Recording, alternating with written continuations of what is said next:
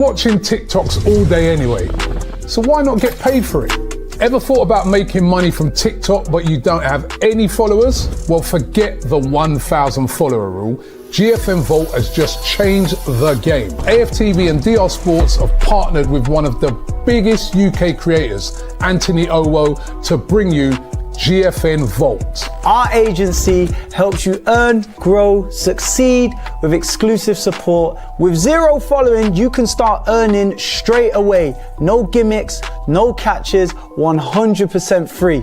Every big creator started from nothing, including me. So why not you? Whether that is football, gaming clips, or just chatting complete and utter rubbish, anyone can be a creator, just like me. So hit the link right now, get involved, and start earning today with GFN Vault. Do not sleep on this. Hi everyone, and welcome to another episode of AFTV Live. Apologies for the delay. We had some kind of technical problem. First it was Stricto, then it was myself. My profuse apologies for that. But listen, it's great to have you guys back. Great to have Stricto in the building. We're ready to go. Lots to talk about, so let's get straight into it. Stricto, how you doing today, bro? Man, I don't like how you blaming me, you know. I don't like that's all you. That was all you. I pushing out the blame equally. I said first it was you, then it was us. Nah, it's all you, man. It's all you. But yeah, no, thanks for having me, man. Thanks for having me once again, man. I'm enjoying these shows, man. Let's go. Let's have it. Yeah, let's go. Let's do it, man. Right. So listen, there's only one place to start, and that is Gabriel, man. I mean, you got the news today. Well, we all got the news today. It was the news that we most feared, but I'm afraid it's as bad as we thought it would be, because not only is he out, we're being told it's likely that he'll be out for the rest of the season, is what I'm being told. The hamstring injury that he picked up on Tuesday against Fulham requires surgery, and they're saying that the time frame will be that he's likely to miss the rest of the season. Stricto, your initial thoughts? So while I was at the game against Fulham the other night, and he walked off, he went down and then he sort of got off, walked off, and he didn't need any aid at that point. You know what we saw with Saka, he had the crutches, and he also had, he had to lean on someone to walk, but he was walking by himself. So I was looking at that and thought, this might not be as bad as it looks. It might just be precaution and whatnot. But to wake up this morning to see from the club that Gabriel will miss the rest of the season because he's gonna have an operation, it's a kick in the teeth, man. Like I said to you before, if you look at how I wanted us to approach the Real Madrid game, is to use our strength, which is our defense. And Gabby is the backbone of our defense. And as far as I'm concerned, I think he is the leader in that defense. And I think Saliba follows on Gabby's trail. And also, they're both two different players. But I think ultimately, in the terms of defending, I think he's the leader that Saliba leans towards. Now, Gabby not being there, I think definitely massively reduces our chances, even more so than it would have without Saka, in my opinion. I think, we knew we might not have Saka going into that game, and we'd never once thought our defensive lineup would be the issue. Now we're without, in my opinion, one of the best defenders in Europe. It's so interesting you should say that, Stricto, because I bumped into Flex today outside the studio, and he approached me, and he was like, "Yo, I'm sorry to hear about Gabriel." And then he actually said to me, he goes, "Do you think that Gabriel's a bigger miss than Saka would have been if he's out?" And I thought, you know what? That is a very good question. And I'm inclined to agree with you, Stricto. It's possibly a bigger miss because with Saka, okay, we know what Saka's all about, a pivotal member of our team, but we do have Wanyeri, who's a very able replacement. But if you look at it logically, although Kivior would seem to be the obvious replacement for him, and I say this with respect, the gap between Wanyeri and Saka is closer. No, but you know what I'm saying? Like, I'm just being honest now. The gap between Saka or Wanyeri and Saka is closer, in my opinion, than it is with Kivior to Gabriel. What do you think? 100%. And let's not forget, there's elements of Gabriel that we're going to miss. For example, he's one of our leading scoring defenders. So that gets taken out as well. Defensively as well, you know, you see he loves the art of defending. You know, he makes it a rough time, and I'm sure Real Madrid will feel a lot more confident without Gabriel. You know, their attackers were more, because Gabriel is one of those players that, in my opinion, doesn't seem to show any attacker any respect. He's just not his game. If you look at the fact that Haaland would throw a ball behind his head after equalizing, tells you a lot. Tells you a lot of how Gabriel manages to get under his skin. It wasn't even Haaland that scored the goal, and yet he felt so relieved to throw the ball, like he said. That tells you everything you need to know about Gabriel, because Haaland's one of the best strikers in Europe. You know, so and I remember what Gabriel told him as well after the game. We'll see you in my house. I will see you in my house. What he said. That's what I'm saying. And for me, he's one of our captains. He's one of the silent leaders. He's one of the silent leaders. So we haven't just lost a centre back here, and it's not. And I agree with everything you said in terms of the gap between him and the next man coming in. It's so far wide. It's not even close, because for Kivior or anyone else who's coming into that role, even if it's Timber, for example, you don't have that leadership quality that Gabby has.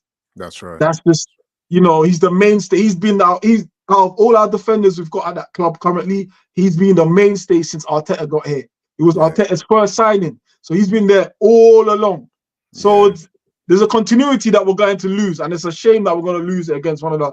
I'll tell you what else we lose, Stricto, is balance. Because if you think of any centre-back pairings or partnerships, you will tend to find that the best ones are always where you have one guy who's the robust defender, you know what I mean, like the bully boy one, and then you've got the playmaker alongside. And at Arsenal, you would say that Gabriel is the more physically robust, the more sturdy, right? Not to say that Saliba can't handle himself as well, because he clearly can. But I would say that Gabriel is that kind of alpha male defender, you know, the bully boy one. Bad boy. The bad boy one. And then you've got Saliba now, who's a more ball playing one. So that partnership works perfectly. And that's what Arsenal have with those two. So that's another element that we're going to miss. Yes. You know what I mean? Yes. That's 100%. And let's not forget, Gabriel scored a few goals at set pieces this season. And, you know, that would have likely been one of the ways we can overcome Madrid, through set pieces. You know what I mean? That's another... It's a blow. It's a blow. It's a blow. It's a blow. It's a blow. You know, like I said, you know, with Saka, we've sort of got used to the idea of having Nwaneri. You know, we got used to Nwaneri coming out, and Nwaneri did an excellent job. You know, in the sense that it's his first breakthrough season where he's had these games and he's had to be picked to start games. So he's done in one area. He's done well. You know, we got used to that idea, but the idea of losing, I've sang Gabriel's song for the longest. I know you've always been a big fan of Gabriel. For the longest, you know, for the longest. He's your type of guy, right? He's my type of football, 100%.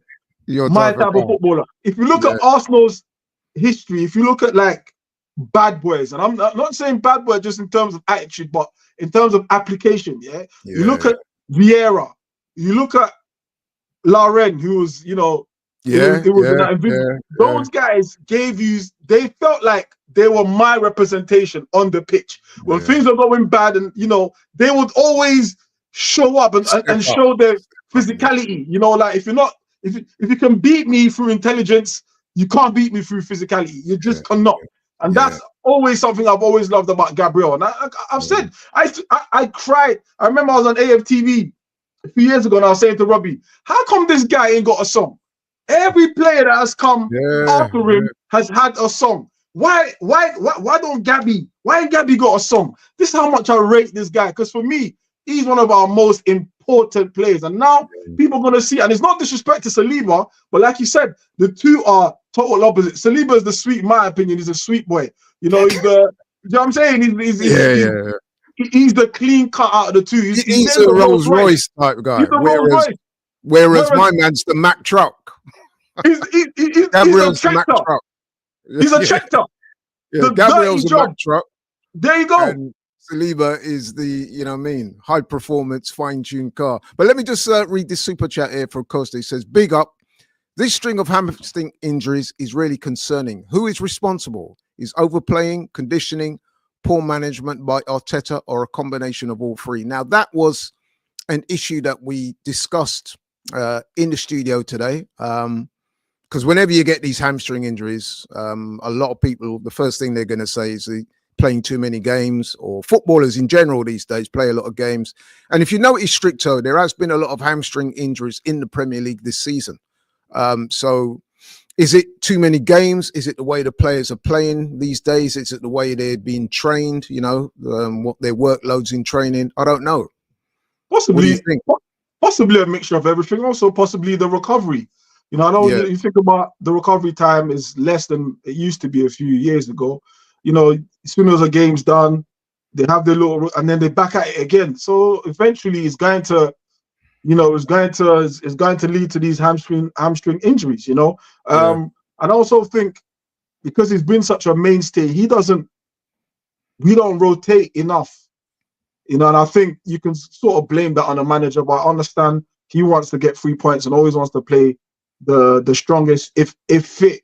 We don't have the luxury of rotating, but in defense actually we do actually have more defenders than we do anywhere else in the department. So then you have to ask why maybe. Mind you, you say that, Stricto, but like when it comes to injuries, I mean, it's interesting because earlier on in the season, it was the forwards that were going down with injuries, yeah? You know, the likes of Havertz, Jesus, Martinelli, Saka. But if you look at recent weeks, it's been the defenders. Now, Jurriën Timber, he also had to come off in the game against Fulham with an apparent knee injury. Ben White, he's out. I mean, he's been out now for 3 months.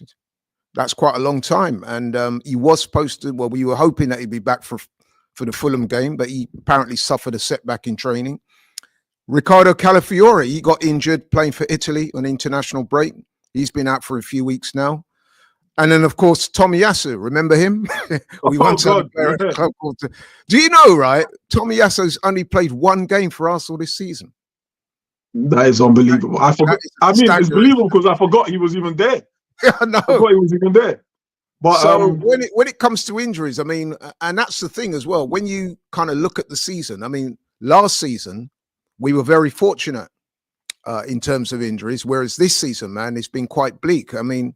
And you can't tell me that that's not had an impact upon our title league challenge this season.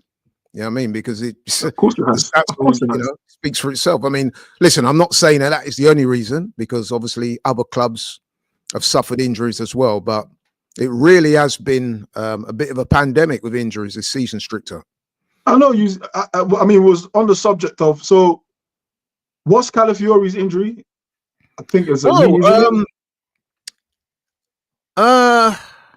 I'm not sure of the nature of the injury, but I know he got injured playing for Italy in the international break. I think it was either the ankle. I think it was either the ankle or the knee. I know.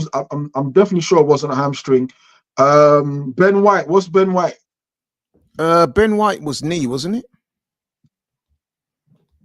But the latest injury, I'm not so sure, because all I'm hearing was it was a setback in training. So I'm not able to say with any confidence or certainty. But what we do know, though, is that he's out. I mean, and I'm not hearing that he'll be available for the game on Saturday against Everton. So at this stage, we'll have to assume that he won't be ready. I mean, Timber. I mean, let's talk about. I think for me, it's Timber's also a miss as well. I'm nervously worried about Timber's one because he has been exceptional this season. And even if Ben White was fit, I don't think Ben White gets ahead of Timber, purely because Timber's probably the more agile, stronger, more durable in terms of one-on-ones. We've seen Ben White struggle often. You know, sometimes you would have to have Saka coming back to sort of shepherd and cover, and which itself is a strain on Saka himself. So, but I think with Timber, he's up and down. Not rarely. In fact, I don't think I've seen anyone get change out of Timber this season on that side. So that's also something we got to worry about, because if Timber is out, then I will definitely concede that we have less than a puncher's chance in that game, because you've got Vinicius. He's got to be you got to be dealing with, and you know he's no mug, as we know. You know, you could even argue he was robbed of a Ballon d'Or. You know, so that's the level of player that, you know, Timbo would have to deal with if he's fit, and if he's not, then I can't see that we have anyone suitable to deal with that threat over 2 games. I really don't see it. I really don't see it. Timber has a knee injury, and from what I understand, he's been playing through injury for large parts of the season. They've managed it, and he's played through it to his credit. But as you saw in the Fulham game, he went down. He went down twice in that game, actually. So maybe there was an argument of taking him off the first time, but they didn't.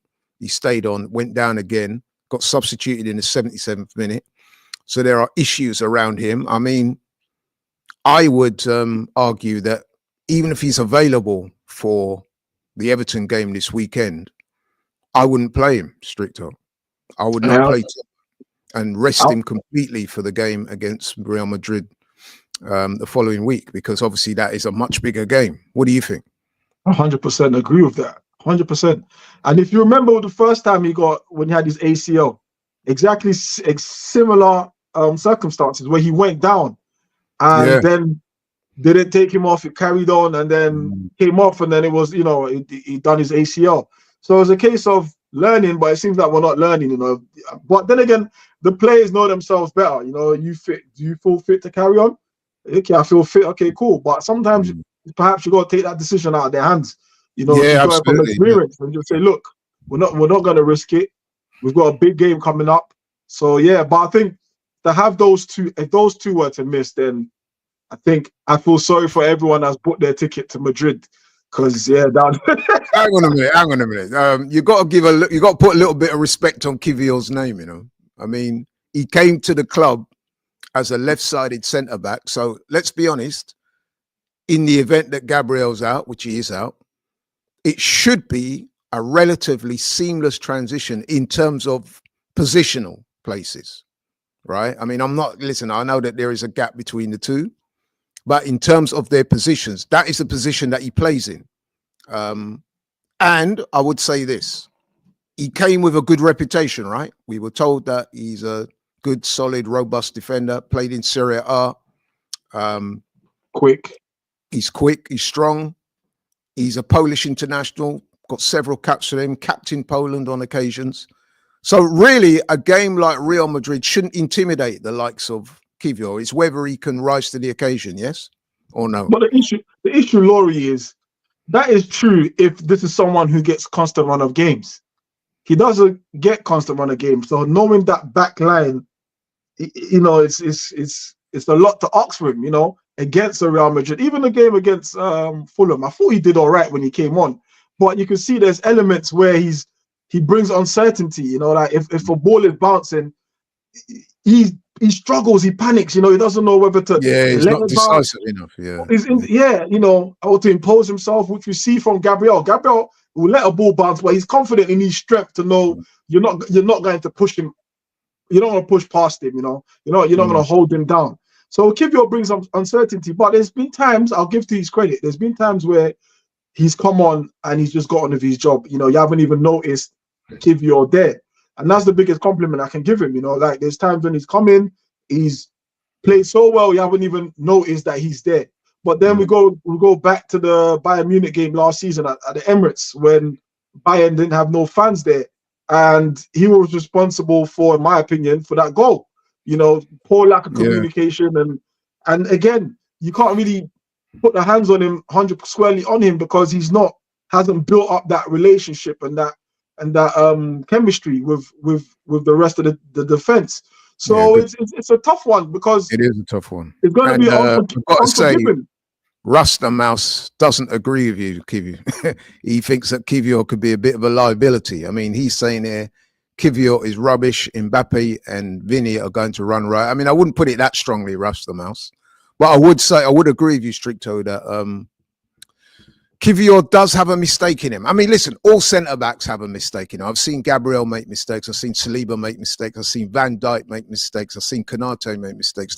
All of them make mistakes. But what I would say is this: when you're facing the type of opposition that we'll be facing, Real Madrid, you have to keep that error count down to an absolute minimum. All your players in that defensive setup are going to have to be completely focused for the whole of the game, 90 minutes plus, because if you switch off, these are the types of players that can hurt you. And it's not just Mbappe or Vinicius Jr. either. You know what I mean? You've got the likes of Bellingham, and they got players throughout the team that can hurt you. You know what I mean? Even the likes of Rudiger from set pieces and Valverde and them, man, they've got the quality that can hurt you. So you have got to be on your game for the absolute whole duration of the match, from the first minute to the last.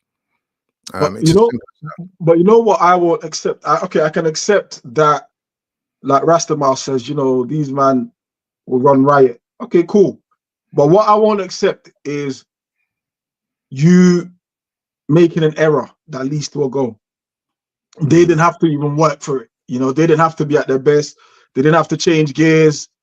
You know, stuff like that, basic stuff. That's what I will not accept. That I accept on any given day, Mbappe can ruin the best central defenders in the world. I accept that. I accept Rodrigo, Vinny, Bellingham, like you said. But if it's one of those, you're coming on the pitch and you're doing strippiness, you're dragging a man down, you're on a yellow card, and now you're sent off. Like things like that, I just won't sit. What I call unforced errors, Stricto. Yes. Unforced errors that cannot enter the frame. No, not in this game. They have to be fully switched on for the whole duration of the match, not just the first half or, you know, up to 60, 70, 80 minutes, the whole game, because every goal of these two legs are extremely important. Everything, you know what I mean? And that has to be the approach. But yeah, man, I mean, the defensive area of the pitch is becoming a real concern. And like you said, Stricto, that's unfortunate, because if you look at Arsenal, you would have to conclude that the defensive part of our team has been our strength this season. I mean, if you look at the Premier League, for example, we've conceded the least amount of goals in the Premier League, 25. You know what I mean? Yeah. So, yeah, I mean, it's been our strength now. It's been our strength. It's been our strength, honestly. And, you know, and that's, you know, Arteta buying so many defenders or defensive-minded players, in a way, does you do reveal the results, because you can look at it with those stats you just said. You know, it's not coincidence that we've conceded at least goals. You know, we don't tend to concede more than 2 goals.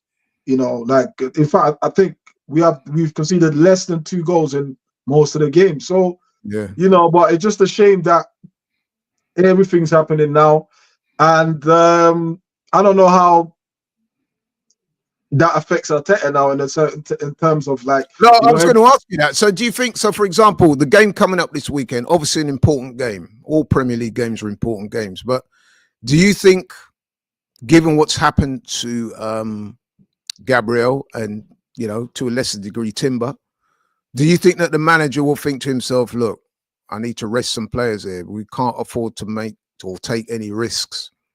I mean, for Saka, for example, I don't think he'll start Saka against Everton. Do you? No, he can't risk it with the game coming so close. No. I'm sure Saka will get minutes, but I wouldn't start him. I mean, I'm not being funny, Stricto. When I saw the way Tarkowski lunged out, can you imagine him doing that to one of our players? I mean, oh Lord, that was, yeah. I mean, I'm sure Arteta's seen that and he's thinking to himself, you know what? Maybe it's an idea to rest couple man, or, you know, I mean, keep them away from that, because Everton are a physical side anyway, aren't they? If you look at them, they, you know, I mean, they look. I mean, look at Berto. Look how physical Berto is. Look how physical Berto is. Look how much of a handful he was for Van Dijk and Konate yesterday. Not for his poor finishing, he would have probably got a brace yesterday. You know, so they're very physical. But I think our approach shouldn't still have to change. I think we should still go there with the mindset we have to win. We can't feel sorry for ourselves because we've got Gabriel out. I think whoever comes in has to always use the minutes as an opportunity to introduce themselves. You know, look, I don't get minutes. Here's my chance to to give the manager, a headache, a positive headache. So that's So what would you bring in the likes of Sterling and Kivior? Obviously, I think he'll except play. for Sterling, everybody except for Sterling. I know that's your boy. Yeah, I know that's your boy, but I don't know how many. Listen, I don't know how many chances that opportunities he should get to show himself. No, but you know what? I'm In his last game for the club, he was arguably man of the match. Well, he was given man of the match. The game before Chelsea, he was awarded man of the match. That was one of his better performances. It was, but not good enough. Well, it's a start. You could argue because the game was already done. We'd already done the job over there in Holland. So it was that's why he played. I'm sure if it wasn't if the tie was more balanced, he wouldn't have seen that pitch. You know what I'm saying? But I reckon he'll play this weekend. I honestly do. I think you'll probably get some minutes, but I don't see him starting. He might not start, but I reckon Martinelli started to kick up. He had a great performance last game, so I don't see why Arteta will drop him, other than perhaps having all his attention in a Real Madrid game and not wanting to risk it. But Sterling won't. I mean, Sterling hasn't offered us anything every time he's played. So I'm going by what he's done so far for the club, which is not enough and not good enough. Yeah, I mean, I would agree with you. He's not done enough, but I wouldn't agree with you that he's not done anything. Because, like I said, he got man of the match against PSV, and I mean, what? Because he had 2 assists. Do you know what? Yeah, I saw he had 2 assists, and I was like, where's the assist come from? Because one was for Declan Rice, and then the other one was a pass he gave to Zinchenko on a halfway line, and Zinchenko.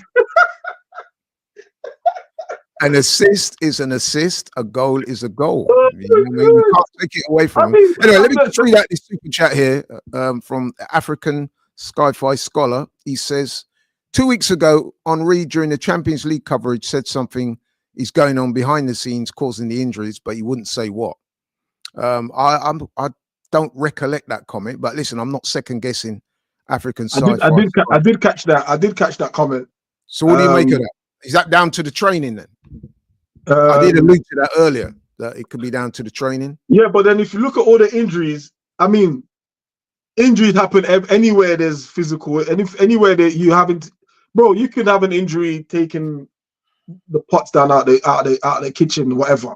But I think there is certain injuries that you must analyze and reflect on and ask why those injuries are more common than others. Impact injuries, I wouldn't really class as that. Anything that, for example, a knee injury, for example,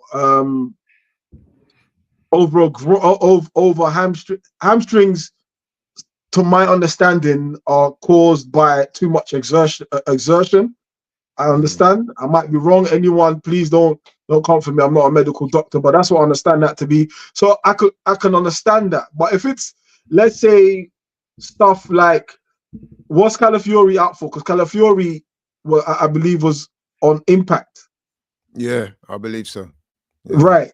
So you can't really legislate for that, So I don't know. But I did see Henri say that, but I wanted him, because I hate when people say stuff like that and don't elaborate. Why then mention it? Yeah, I know. So then what you're doing now is, you've left it for a negative opinion, especially when tell us why. Tell us why. Don't come out and say, there's something going on behind the scenes, but I don't want to say. Then shut the fuck up, bro. Yeah, I mean, I can only allude to what I said earlier, which is that the training and the rest and recovery, like you said, Stricto, the high intensity of what these guys are playing, it does impact, especially if your hamstrings are sprinting, stopping, turning, that type of stuff. But you know what? As I said earlier, Stricto, it's not just Arsenal that have suffered from this. I mean, several clubs throughout the league are having the same types of issues. So, yes, yeah, it's unfortunate. And like I said, last season we were quite fortunate with injuries. This season, the opposite has been the case. It's just one of those you can't, like you said, Stricto, you can't legislate for. But going back to the manager and how he's going to manage the team for this weekend, do you see him making wholesale changes? And if so, who?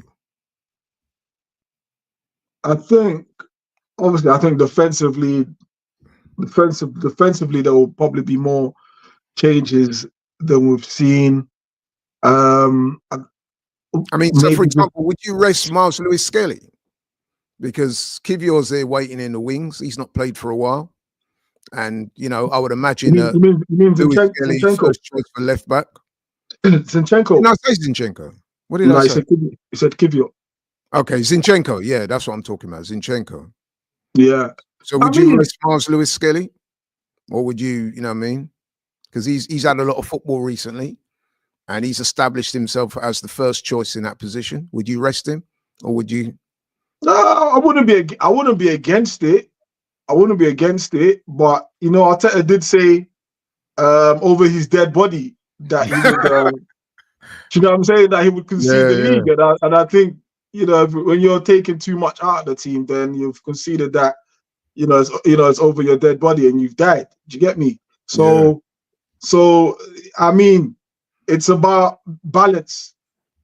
You know, it's about balance, because then would you then want to start with Neto in goal, because Raya being our best goalkeeper? You know, it's up to him. This is what he gets paid to do. He gets paid to make the big calls at the right times. You know, so He does have a few options, players that have not played much football in recent weeks. So, for example, I'm talking about the likes of, as you said, Zinchenko, Kieran Tierney would come into that bracket. Jorginho would come into that bracket. We spoke earlier about Raheem Sterling. I know you're not overly keen, but I think that there's a good argument for resting some players. Because listen, we all know, Stricto, the league is gone, right? And I'm not trying to minimize the Everton game, even though it may sound like I am. I'm just saying that you kind of have to take account of your priorities and you have to be realistic. So given what's happened to Gabriel, you know what I mean? Given the fact that you got Real Madrid a few days after the Everton game, would it make sense to rest a few more players and bring in? And let's be honest, it's not just a case of resting players. I always say this, Stricto, because at some point you have to call on the likes of the guys that are on the periphery of the team. If they're not getting any football, then it's not fair on them to expect them to come in 2 games and perform when they've not played any football. So it's a double-edged sword as well. But injuries, Laurie, injuries can happen anywhere. We saw it with Havertz. Havertz didn't get injured in a match. Havertz got injured in training. Loads of players get injured in training, you know. I just think, and I do understand and I do appreciate the priority for the Real Madrid game. Of course I do, you know, because if you told me we rested these players and that would increase our chances of overcoming Real Madrid, I know which one I would choose all day long.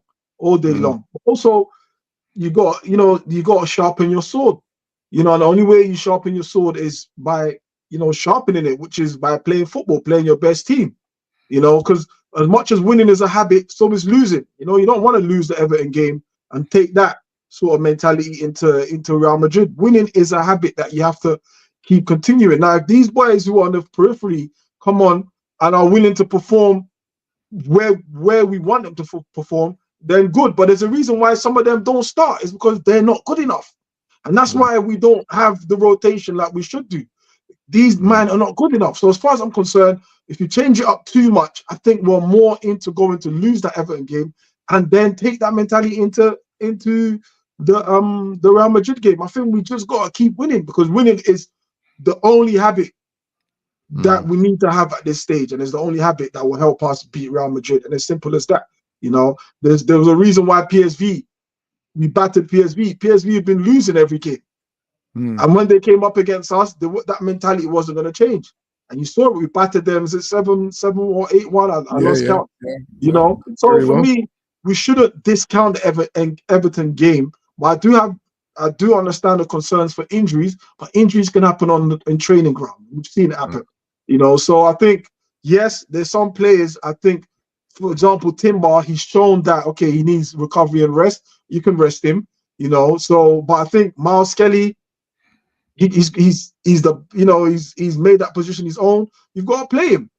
You know, you've got to play him, or at least give him some. Not even involvement. You've got to play him. You've got to play him. You know, because then at which point do we say, do we take off Declan Rice? Do we stop? where does it stop? Where do we get so cautious that we strip the whole team out just for the Real Madrid game? You know, so I think just play whoever's fit, you play them. Simple as that. And then let's get the W and take that into the Real Madrid game. Simple. You say that, and listen, I do agree with a lot of what you say, but I am also cognizant of the fact that, you know what I mean, injuries and like I said, players played a lot of football already this season. It may be an idea in a game before the Madrid game to just rest a couple of the man, even if they don't start, or even if you start them and then bring them off earlier than expected. You know what I mean? But that's not stopping an injury, though, Laurie, is it? No, I'm more alluding now to, you know what I mean, making sure that they're fresh for the Madrid game. Because when we spoke earlier, Stricto, about players being on it, focused for the whole 90 minutes plus, it's not just a question of injury. We're talking about concentration levels. That means that you need to be fresh in mind as well as body. If you're playing football every couple of days, that is harder to achieve, if you see what I mean.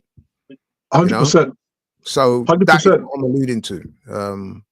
But yeah, I mean, listen, that's why the manager gets paid so much money, man. That's his thing to do. Let me digress slightly. I wanted to talk to you a little bit about the captain, because he's come under scrutiny again. A lot of people were, let's be honest, quite critical of his performance. And we're going to need a Martin Odegaard on form against Madrid. He used to play for Madrid, by the way, so I'm sure that this is an even more special game for somebody like him. What do you think of Odegaard's performances this season? And do you think he has what it takes to, you know what I mean, perform against Real Madrid, the Martin Odegaard that we've come to know and love in recent times? I mean, this season, maybe you might excuse the injury that he had earlier on this season. Listen, I rate Odegaard highly. You know, I think not just his contribution in terms of assist and goals, but he's pressing. You know, he's always the one he's non-stop. You know, if you think of what we had with Ozil, where Ozil was quality, but for my money, his intensity wasn't there at times. You know, he wouldn't press. You know, that body language wasn't really inspiring, but it's the total opposite with Odegaard. Odegaard just wants the best for the team. I'm not saying Ozil did it. That's not what I'm saying. What I'm saying is Odegaard puts in a shift, and which, as much as that's great, his primary job is also to get goals and assists. And I think this season, and I don't know whether it's because of the injury or whether, you know, the woman that sits next to me, big her up, Nan, at the Emirates, you know, women have a different way of seeing things. You know, she was like, he's just had a baby, you know, so, you know, staying up doing bottles and stuff. You know, so I stop you there. As Roy Keane once famously said, but he didn't have the baby, did he?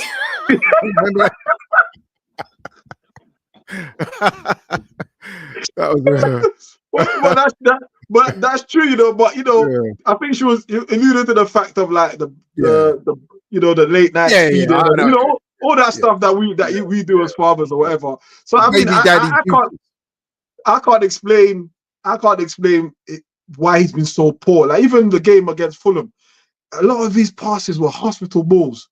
You know, hospital passing, like either too short or not accurate enough, and that's not what we've got to know about Odegaard. Odegaard is very silky, can put it on a sixpence. You know that goal Havertz scored against Chelsea last season, right on his path. You know, even the goal for Gabriel, it's Jesus scored against Palace in the cup, right on. You know, he's capable, but for some reason, or whether you could argue maybe because Saka being out, because he likes to float to that right hand side and favors that right hand side, and maybe that's why he hasn't. I don't know. But even before Saka got injured, looking at his stats this season in the Premier League, he's had 2 goals and 4 assists. That's nowhere near good enough, really, is it? That's not good enough. And that can explain why we are where we are, not really challenging for the league. Because last season he had 8 goals, 10 assists. Yeah. You know, so it's a massive drop. But So what do you put that down to then? What do you put it down to? Because I mean, like I said, a fit and firing Odegaard is a focal point of the Arsenal team. So how do you account for the loss of form? Is it confidence? What is it? Injury. That injury, I think. But that injury was some time ago, though, right? But I don't feel he's recovered from that form because he's shown glimpse. He's shown glimpse of it. Yes, he's shown glimpse of it, but I don't know. And again, like I said, maybe the Saka factor. But even before Saka went injured, he weren't really at his best either. You know, a lot of he seems to. The Odegaard of last season, I remember that game against United when was it last season when United scored first and then straight away, you know, we scored straight after. Now this season, every time he has a shot, blocked or goes to Rosette. Yeah. So I really can't tell you what it's down to, but it's become a little bit worrying now, man, because he's dragged on a little bit longer than I thought it would. I've got to be honest, because I'm a big fan of Odegaard's. You know what I mean? Like you said, he leads the press. He's a focal point of the team. He's the captain. I mean, you can tell it's not going well for him because he's been substituted quite a lot in recent games. Now, when you're taking off your captain 15 minutes before the end of the game, that is not a good look.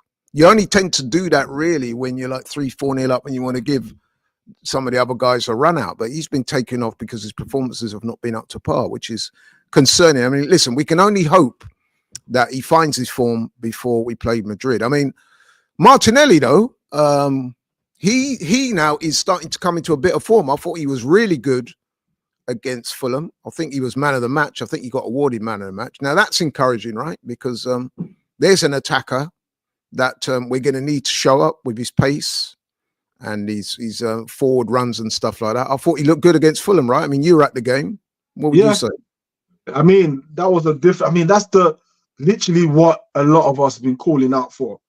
Martinelli, one-on-one, beat your man. Beat your man. Don't check back and pass it back. Beat your man. Head to the goal. Outside, inside, beat your man. And that's exactly what he was doing against Fulham. And it's no coincidence. Once he was doing that, he got into the groove of it. I mean, that assist to Saka, I don't think Martinelli does that. You know, that assist for the Saka goal was fantastic. It was fantastic. You know, that's because his confidence. And that assist was a sign of his confidence because I think there was a moment in the first half, and I was watching it keenly. He went up against one of the fullbacks. I don't know if it was it was the other guy. Kaneka, whatever it was, or Castagna. One of them. Castagna, yeah. And we was watching it closely in the studio. We said, right, take him on. I think it was literally the first time Martinelli got the ball. And you saw he did that little shimmy. Yes, he kicked the ball ahead and he burnt him. And as soon as he did that, I said, yeah, that's exactly what you needed to do. Because basically what you're doing there, you're showing the defender early that you've got the beating of him. Yes. And that puts doubts in the defender's mind. Winger confidence. As soon as he did that, we all jumped up and said, yeah, that's what we want. And then he went on to have a really good game. It's funny you say that because that was the exact same reaction in the crowd. Oh, really? Exact same reaction. So, like you said, he had the ball at his feet. He was doing a lot of shimmies. You know, and we've got so accustomed that he does that and then he passes it back, right? He does that and he passes it. He goes backwards, right? So we was in the crowd when he was doing that. There was an expectation. Oh, okay, he's gonna find Skelly. That's what he's gonna do, or find Rice. You know, but this time he knocked it on the outside. Now the outside is very important because it takes longer to get around there because you've got to use your pace to get round, and that shows the fullback that God, I'm in trouble because I am closer to the byline and he's got there before me. This is going to be a long night for me. That's what we want. And that's what we want. That's what we want. Yeah, because when you do that, that's what I'm saying, Stricto. You're already putting doubts in the defender. He's thinking, rah, I didn't realize this man was this quick, man. I'm going to have to be on it tonight. And not only that, you draw fouls. You make him second guess himself. And that is what a good winger does. He was always looking to take you on. Because if you get it wrong and you bring him down, at the very least, you're going to give away fouls. Yes, he finally found his Brazilian citizenship because for so long, the brother's been playing like he's from Cornwall. Like Bro, you're Brazilian. You're not from Cornwall, fam. Yeah. I mean, listen, it's not going to be as easy against the likes of Valverde, but at least that's the right mindset to have, isn't it? 100%. The mindset that we want to see. Because when we play Madrid, we can't go there and be tentative, especially 100%. at home. You can't be, these men, and be fearing them. No respect. Yeah, you gotta. You got to respect what they can do. Yeah, but you got to respect that. That's where it stops and starts. Because what I would say, you can't fear them. You respect them, but you can't fear them. So you've got to have that in you to say, right, I'm going to put it on them and see how they respond, rather than let me play safe and rare. You know what I mean? So and also Laurie, yeah, his defensive work is second to none. He's the closest we've had to Alexis Sanchez in terms of like that bulldoggish.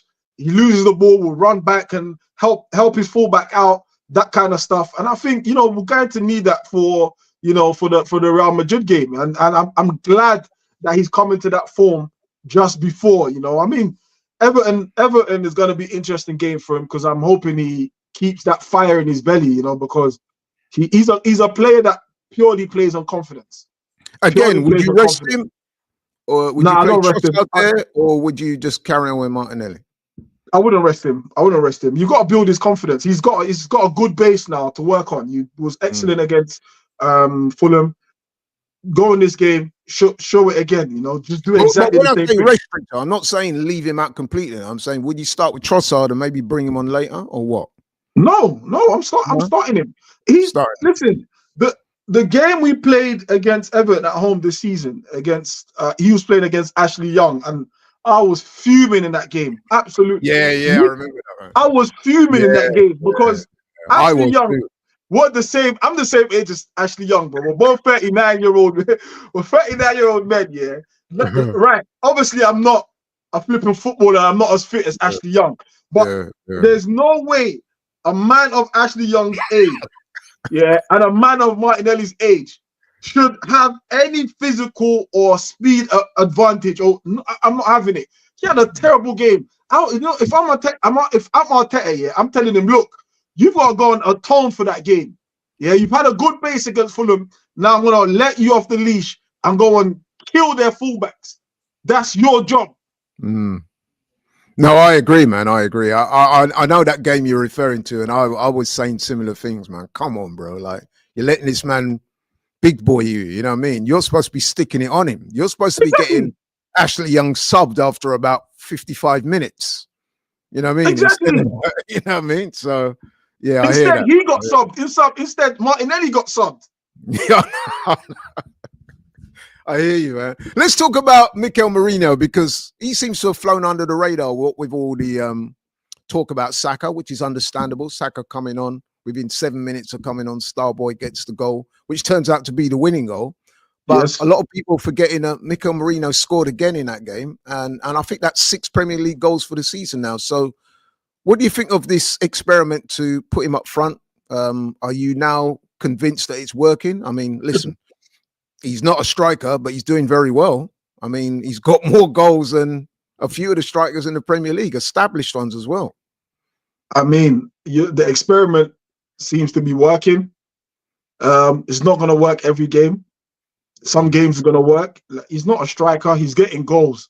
How I cannot argue against it, because that's he seems to be doing it, and credit to him, because he's been asked to play in a position that he's not familiar with. He said he hasn't ever played it in a professional capacity. He played it as a kid when he was 7, and now he's coming in and he's scoring striker goals. He's getting that instinct for goals in front of goals.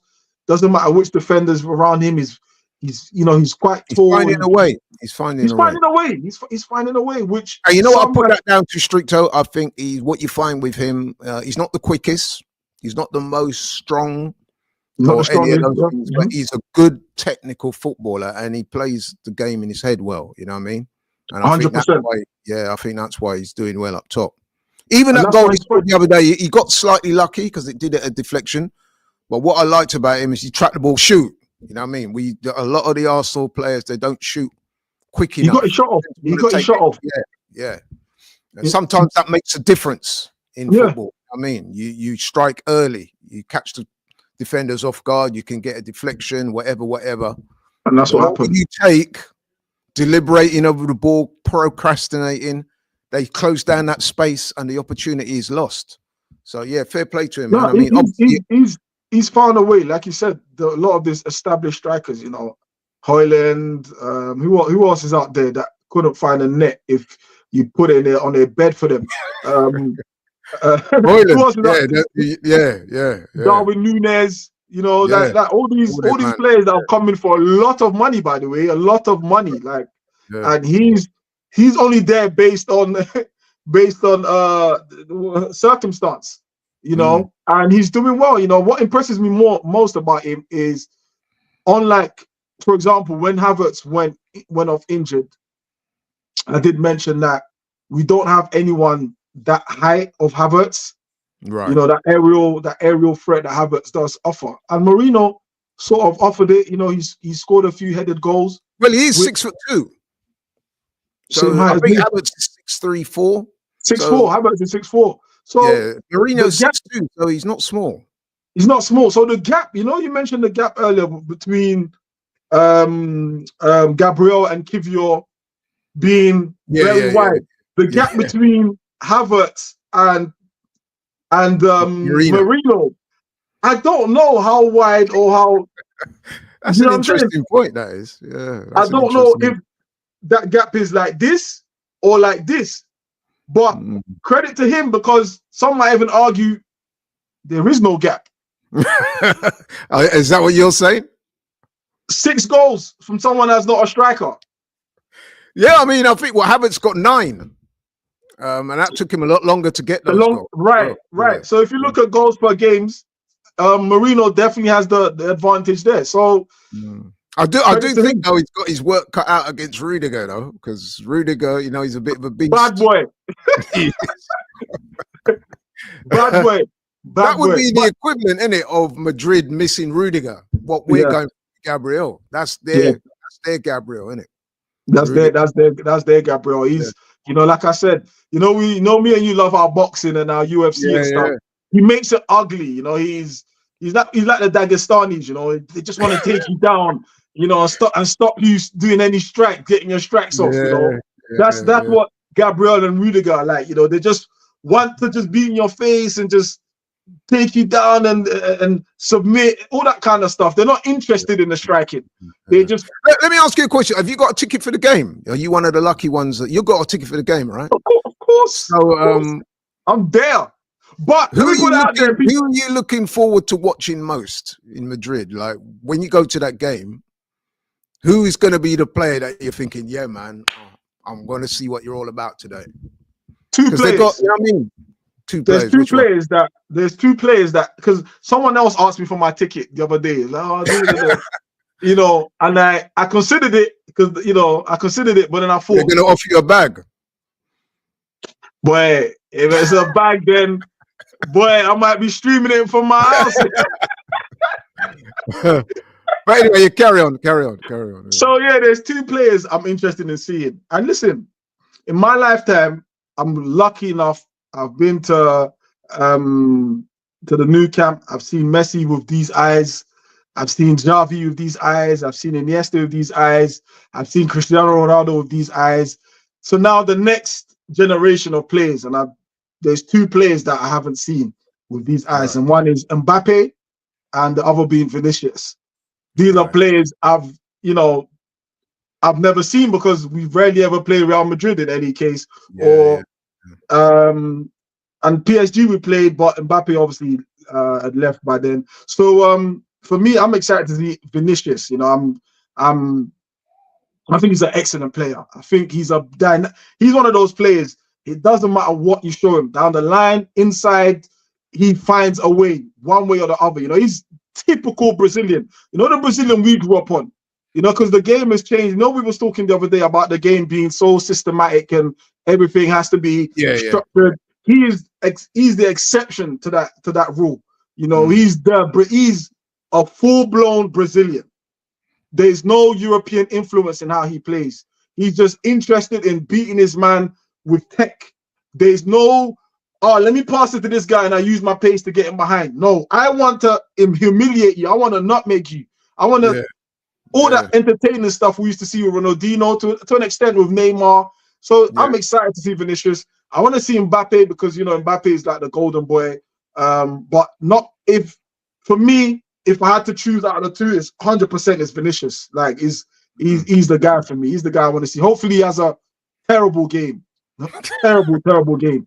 But nonetheless, he's a big name. He's a big name. Barring a robbery, in my opinion, he was the Ballon d'Or winner. Yeah, I think he should have got it as well. He's the Ballon d'Or winner. What else do you have to do to win the Ballon d'Or? So I would imagine as well, Stricter, that at some point in that game, Vinicius Jr. is going to be winding up the crowd and vice versa. I would imagine that the Arsenal fans, because he's that type of player. He plays on the edge. Yeah, I can imagine. You know what? Especially, obviously, that's not going to happen. But both of them being Brazil, I would imagine him and Gabriel would have probably been going hammer and tongs at each other. 100%. Them two would have been on each other's case. You know what I mean? I'm sure prior to the injury, they would have, talked about looking forward to the game and so on and so on. Yeah. But one thing Vinicius is not going to get from Arsenal fans is racist abuse. You can rest assured. You can rest assured. You get all the other stuff, but there won't be no one doing none of that at the Arsenal. We don't roll like that as a club, as a fan base. That will happen. But I do think that the crowd will be on his case because he's one of those players that opposition fans love to wind up, and he likes winding up fans as well. Yeah. He loves it. That's how he plays. He wants to be the villain. He wants the crowd against him so he can show. There's some players that relish that sort of, You know who else is like that? You know who else is like that? And I am looking forward to how he copes with it. Well, we know he's going to cope with it, but Bellingham's like that as well, man. He likes a bit of that stuff too. You know what I mean? He likes to get you need it in football. You need those characters in football. You need not everything should be just football. We need other antics, just back. Yeah, but these guys more than likely always back themselves. You know what I'm saying? They always back themselves and they always come through it. I mean, I don't know what's happened. They said that 4 of them were supposed to be out. Vinicius, Mbappe, this guy used to play for us. What's his name again? He used to play for us on loan. Oh, Ceballos. And I think what other player they were, and Rudiger. They were supposed to get a ban. Celebrations that they were doing. Yeah. Right. So I don't think that's going to happen. That's not going to happen, man. No. Of course it's not happening. You haven't heard anything since. Them man will be there, bro. I would imagine that they're looking forward to this game as much as we are, Arsenal. This is a massive game. Real Madrid and Arsenal, that's a massive game, bro. And I must admit, I can't wait. But just quickly, turning back to the Everton game, because we know that is a big game. How do you think we go in that game? I mean, Everton, they lost against Liverpool. But, since the new manager took over, David Moyes, has seen them turn the corner a little bit better. They was in danger of going down before he rocked up there. We steered them away from trouble. They're in a better place now. They're at home. In fact, I would go as far as to say that us going to Everton in recent years, especially early kickoffs, have not been the most fortuitous for Arsenal. But how do you think we'll get on there this weekend? I think all the elements we've mentioned earlier in terms of resting players, I think there will be definitely one eye on the Real Madrid game, given that we've had 2 important players limp off of that game. So there will be an element in that. And I think that might play into our approach into the game and into our, but I still think we can win that game. We have to win that game, irrespective of, the surge. I said to you earlier, winning is a mentality, and so is losing. They just lost their game to Liverpool, but that might have put some doubt into them, not their confidence off a bit. So we've got to rock up there. We've still got to win. I expect us to win. I'm going to be at that game, so I expect us to win. Early kickoff, I know what you're like. Get out of bed early, I've got to leave like on a Friday. So. Oh, you're going up from the night before? Yeah. But if I'm leaving on Saturday, I'm not making. I didn't even know it was an early kickoff till someone said it to me, because I would have rocked out there getting ready for 3 o'clock. You know? Yeah, it's a 12:30 kickoff, bro. But you know what? That's a good game for you to be going to because obviously it'll be the last time that Arsenal play at Goodison Park. So Yeah, I yeah, mean that stadium is the view is horrible sometimes, man. Because they got one beam that just blocks your view, like from the away end. Palace is And like that as well, isn't it? Palace. Palace is the same, yeah. Palace is the same. So hopefully that's the last I have to see of that.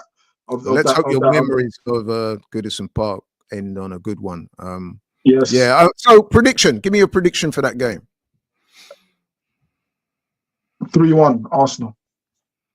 3-1. You know what? I went for 3-1 earlier, but then I had second thoughts because I looked at Everton in more detail, and I've realised that defensively this season, even though they were in trouble and even though they're in 15th place, Stricto, they've only conceded something like 37 goals this season, which is there's only 4 teams in the Premier League that have conceded less. So defensively, they're quite solid. I think it's at the other end where they're not so good. You know what I mean? Scoring goals. I know Beto's got a few more recently, but they struggle to score goals. So I was going to go 2-1 to Arsenal. But yeah, I think we can eke out a win. But like I said, I'll be very interested to see the team he plays because I get the feeling that he might rotate in this game. You know what I mean? But and like you said, Stricto, all eyes are looking very firmly ahead after that game to the big game. Yeah. Against Real Madrid, which our season pretty much depends upon. But you know what, Stricto? I'm not going to let you go. We got to wind up things in a minute because we've approached the hour mark. But I couldn't let you go, man, without talking to you about, forget Madrid, forget Everton. Let's talk about the Unity Cup. The big one. The Jollof, For those of you and that Dread know what derby. we're talking about this, when it comes to bragging rights, you know, this is some serious thing. You know what I mean? Some serious thing. Nigeria, Ghana, Trinidad, and the Reggae Boys go head-to-head in May. I cannot wait. And Stricto, man, your thoughts on this little competition? Well, it's not little in my book. It's a massive game. What are you saying? Yeah, I mean, that's the level, isn't it? Massive game for you lot, little game for us. You know what I'm saying? But we're gonna done the reggae boys, man. Bring them. Whoever put this together. Yeah. Because I think they should have done this years ago. Because given, especially the communities of all these nations, Nigeria were the largest black nation in this country. Yeah, the most populous nation. Well, the most populous. Anyway. Yeah. Exactly. And then the Jamaicans, little boy, we're the loudest ones. Little boy, Tanawa. You know what I'm saying? So you have your influence, Ghanaians in between us, and all the historical stuff. And I'm sure, listen, Laura, we might laugh and banter, but it's going to be good spirits. There's going to be jollof rice. There's going to be jerk. There's going to be everyone's culture, and I think it's going to be a vibe. And I think it will be jerk, jollof, curry goat, everything. And a little bit of football in there as well. And a win for Nigeria, you know what I'm saying? That's what it's going to be. So you're going to see Osimhen. The 2 games that it's 4 teams, as we said: Trinidad, Jamaica, Ghana, and Nigeria. So the 2 games that we know about at the moment are Tuesday, the 27th of May, Trinidad versus Jamaica, and then the very next day, Ghana take on Nigeria, and then the winners of those 2 games will meet and contest the final. Now, I'm praying for a Jamaica-Nigeria final, man. That's no disrespect to my Ghanaian people. No disrespect, but that is the. And like I said, anyhow we beat you, bro. If we beat you, you're gonna hate me because I'm gonna be on your case every single day. Listen, I told you already. The best outcome you can have is scoring a goal. That's the best outcome. That's if you get past Ghana. Don't sleep on Ghana, because talk about Ghana like what's Ghana? What is Ghana? What is I beg. We want to deal with Ghana. Ghana are dealt with already. That might get it. Ghana are dealt with already. Forget about Ghana. We ain't worried about Ghana. I'm not worried about Jamaica. You say that, man. Well, we're going to when we meet Jamaica, the only goal you're gonna get is gonna be a consolation. Well, that's it. That's the best outcome. Flip this. I mean, obviously, we got to get past Trinidad. No disrespect to my Trinidad people, but If we get past Trinidad, which I think we should do, on form we should do, and we play in that final, we get either Ghana or Nigeria, we are going to be bringing it. We're going to have more fans there than any other teams. I'll tell you that now. We will have more fans in that stadium than any team we play. You lot are not a footballing nation, man. So, yeah. But listen, man, Stricto, my Yes. guy, man. I could talk to you about football all day long. Just want to say thanks to you for coming on. Really appreciate it. You was last short notice, really, wasn't it? So we made it work. Yeah, you were happy to come on, and I really do appreciate that. Thanks to everybody that come on today. Thanks for the super chats. Thanks for all your comments. Thanks for watching. Appreciate it, and we'll catch you on the next one. Arsenal playing Everton at the weekend. AFTV will be doing a watch along for that game. Make sure you join us on there. Myself, Robbie, Turkish, Cecil, all the gang will be there. So big up yourselves, and I'll see you soon. Take care.